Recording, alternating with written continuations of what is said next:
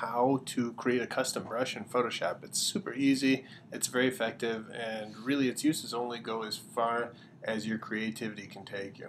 So I'm going to start out, I've got an image here of bricks. You can make an image of anything pretty much for it with a custom brush. And I'm going to go over just the simplest parts.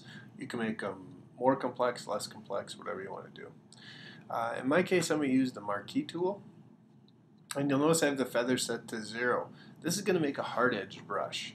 If I had the feather set to a higher number, let's say 20 pixels, it would make it a softer edge brush. So here's what I'm going to do. I'm going to make a selection. Notice I'm making a selection of my image layer. If you have an adjustment layer, make sure you don't have your adjustment layer as the highlighted or active layer. The brush won't work on an adjustment layer. The adjustment layer doesn't contain any pixels.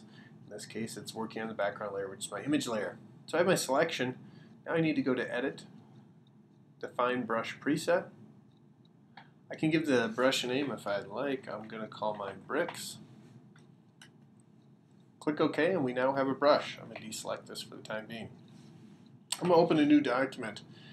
Pretty simple. I'm making something 1000 by 1000 pixels, 72 dpi, and RGB color.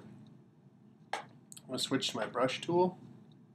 And by default, your new custom brush ends up as the last one in the list. Okay, we can see some odd speckles here. That means that the brush is probably, yep, we can see the edge is quite a bit larger than the canvas. I'm going to shrink that down using my standard shortcut key, the bracket key.